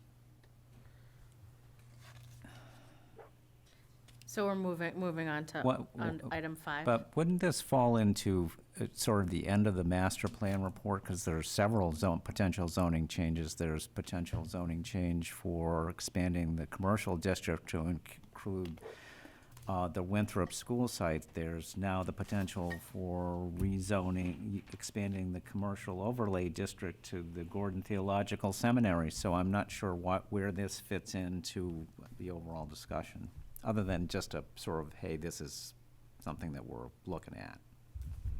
It's that. Yeah, there's a lot of zoning changes that are going to take place. Is that that's the half mile? Yes. Yeah, that's the half mile from the train station. You'll see that it covers the Winthrop School property, extends a little bit beyond. This would be the area that MBTA 40A, 3A being the section, that is the residential community zoning approach that, just for graphic reference, this gives you an understanding of the distance away from the train station. Right, that they're asking to rezone as a by right up to 15 units per acre of, I think it's a minimum of, I'm sorry, you're right, yeah, minimum of 15 units, thank you. To a total of 750. Right. Is the selectmen are having a hearing on this with town council, is right? That's my understanding. And that's on Yep, the 21st. 21st, so 3/21. And town council will be there to explain the legislation. Right. And then the comments are due by the 31st on the draft guidelines for the legislation. Right. I mean, given that on the Hamilton side, it's primarily all built out, like what would the actual possibility even from a practical standpoint be? You're not gonna raise like my house that's in that area. From a practical standpoint, it would mean nothing, Yeah, because there's probably 4 properties within that range in Hamilton that actually have an acre of land. And then most of the properties are under an acre, and then you've got to deal with septic. So it would be problematic that anything actually would happen in reality. And once the housing and, or the Department of Economic Development and Housing, or is what the, DHC, Thank Housing you. and Economic Development. gets the blowback from all the communities like Hamilton, their hair is gonna be on fire, and they're gonna have to try and figure out how to make this work. My suggestion is that and this encompasses, how many acres? 50 acres? 50 acres. 50 acres. The commercial district is 25 acres, and just say, listen, we already allow this kind of density in our commercial district. We need a few tweaks, make it as of right, we're done. Thank you, bye. Well, that's what you have to do for the report for May 2nd. Like what do we have? Right. But, anyway, I think it's safe to say that something's going to happen, though, in the Winthrop School site. I'm assuming, and maybe erroneously, that Winthrop School is going to, So, I'm just to let you know, I'm gonna leave at 8, so if you want me to stay. yeah. Yeah, no, So, do just- you want me to speak to that? So I- Just quick, just a quickie. So, and I don't, Jim, was Jim in that meeting? I don't know. So I don't know, Jim, if you know that,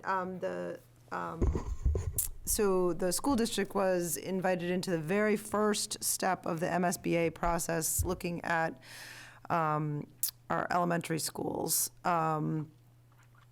And so just so everybody knows that this very first process, this is the vetting. We are invited in, which is wonderful. We've submitted for several years in a row and not been invited in. So this is really exciting news that we've been invited in. But it needs to be really, everyone needs to really understand that there is a 270-day process now that we're going through, the vetting process, at the end of which we would be invited in, if all goes well, into the feasibility process.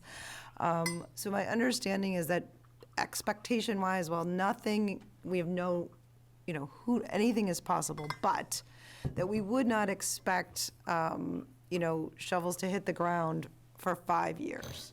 if So if that's, if everything if everything, so that's just so people are prepared that it is a really promising thing, but that we don't need to expect that this is just happening now. That being said, it was called the Cutler Project in our submission to the MSBA.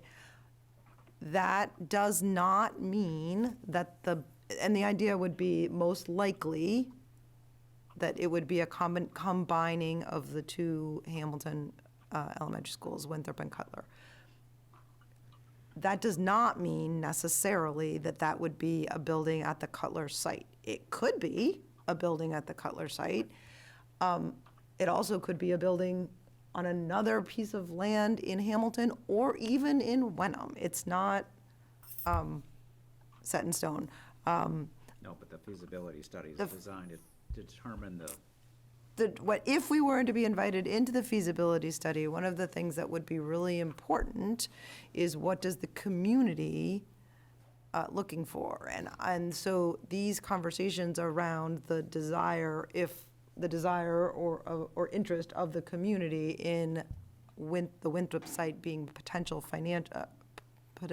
developed site would be important. That would be part of the feasibility, because a big part of this is community support. I don't know. Who drives what? Who drives? Who drives the feasibility study and says, we would like you to consider the Cutler and the Winthrop site? Yeah. So I don't know, and like I said, we are right at the very beginning of this. I mean, we are at the very beginning of this, so I don't know how it all works, but, so I don't know if that was any of that was helpful, but. Do you know what's left on the lease at this point with So, the site? my understanding is that the leases, I believe both leases end in 2025. Right.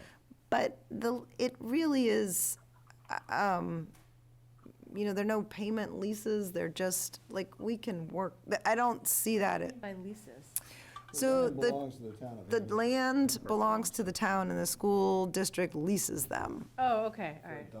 $1. right? For $1. I think, sure we I actually don't even think we pay that. I don't think it's even, they were originally on a 20-year cycle. Okay, no, I just But, wasn't but I don't, I mean, in other words, there's nothing that happens. We can, Well, just so you know, from the, I think probably half the people here, certainly the planning board, the Hamilton Development Corporation, the FinCom, and I'm gonna guess the Board of Selectmen all want that piece of property to become a productive asset to the town, because we're getting a double whammy. It's owned by the town, and we're getting no revenue from it. And we're paying for the school system to exist on that site. So there's a real underlying, strong desire to take that site and make it productive asset that generates tax revenue to the And town. you're talking about Winthrop? Winthrop. It's, Well, it's- plus the fact that it's an extra administration, it's three elementary Well, that- administrations, and so there's a real possibility of cutting some costs there, plus relocating the superintendent's office, who was the only occupant of the center school in Wenham, which is the most expensive building to operate anybody could ever have conceived of, because it has not only no insulation, but I don't think any vapor barrier, so it's just a mess. yeah. well, Anyway. I think, right, we're well into the weeds. I guess I know that I am aware, and I think everyone is aware of the Winthrop Okay, sites, good. what people have visions.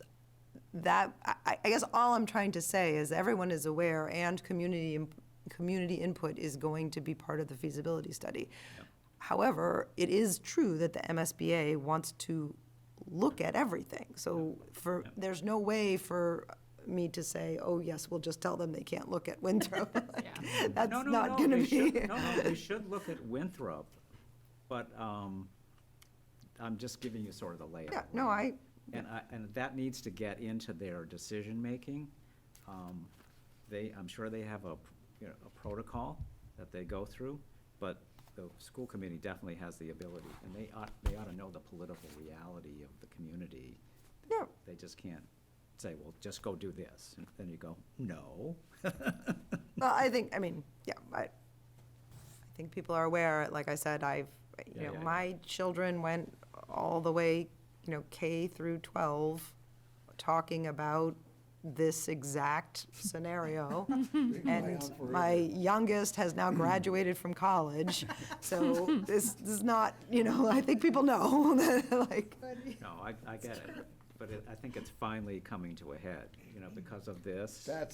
That is the ultimate objective, is to bring the thing to a head and get a discussion going. And Bucher has real expansion potential too, so. Wenham may, they may want to have a greater measure there, but who knows? I mean, there's a lot of things that are going to come into this feasibility study, I'm sure. So, where are we in the agenda? Okay, so that's, The last item. that is, as far as the zoning changes, there are going to be a lot of zoning changes, I think, that are going to be necessitated here, before we're done. Can I just add one more to that statement? I think,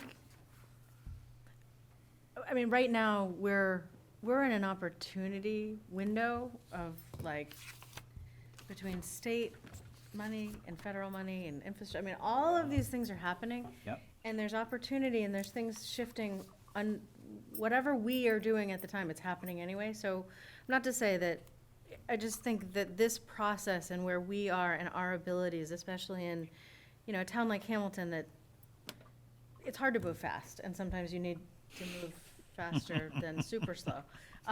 So I think embracing things that are happening. I mean, we're not controlling when the MBTA community deadlines are. It's, you know, that's happening. And, you know, Gordon, Gordon's happening. And it just, there's things happening that I think that we just, that are gonna seem like they might be out of order, but that's just what it is. So, you know, finding a way to best address and use our abilities as a committee, and, I mean, we're here to look at things holistically and balance all those things. So I hope that we can work as a committee, obviously toward the goal of creating this master plan in the end, but I hope that this committee is more than just like a committee to drive a product at the end of the day, but also help drive a process of getting things done. So, just on MBTA, I think that in the future zoning and all that stuff, I mean, Rick, you know, with the planning board and, you know, the downtown, it just, you know, if we can be of help to bring people together to have those conversations in this committee, even though they may seem, quote, out of order from the topic we happen to be on, I think it's important, just because there's a lot of timelines we don't control. We have the potential to be the catalyst to get this thing focused. Obviously, it's never gonna happen otherwise. You can see the history of, And you know, hence, so many things in this town. and- Nothing has ever been accomplished. and in this hence town. why the public education, communication, and participation component is so critical here. Absolutely, no question. While we're on this topic, I did want to bring up that Gordon Conwell Theologic Seminary is requesting that the town take to fall town meeting for consideration as a rezoning for their property. They are requesting that the town place a commercial overlay district zoning text that allows their property to potentially be used for uses other than academic uses. We have an existing zoning that was created for potential commercial uses at the landfill area. That property ended up really not having any available property for redevelopment purposes. However, I think it's a really good text to consider application for the college campus property. And that's something they want to see the town move ahead with and consider. Yeah. I think the old landfill probably the dump property has real potential too. I know, I know you've been dreaming that for years, Jack. I think But for that's- the right opportunity, Yeah, definitely. for the right So opportunity. that's another thing, but anyway, this is all good, but we've got to do something to keep from getting foreclosed on Gordon Conwell. That's the key. Well, key objective at they've this already, point. by the fact that they've actually interested in monetizing their property, they're telling us where they're going. It's just a matter, We've got to it's tell them a, that's not where we want them to go, and I think Well- it's incumbent upon us to do so. if you don't take control, then you have no control. If you're not at the dinner table, then you're part of the meal, so I think that's, what I just said, isn't it? no, I don't think so, but, I think we got to tell them that what they think is their objective is. it's a not gonna special, work it's a for us. special permit, so, Okay. So, anyway, we are at the witching hour. I would entertain a motion. Second. Any further discussion? Can we Okay, have we'll vote our next by- meeting here, or are we gonna Zoom the next meeting? On the, let's check the Let's have it schedule. here. Here, hybrid, what's the date? The 24th. 24th, 24th. Yeah, Just before- okay. Okay, Pencil us in. I said pencil us in. we have a motion made and seconded. Second, yes, we did. All in favor? Aye. Aye. Aye, aye. Is it unanimous? Yes. Unanimous.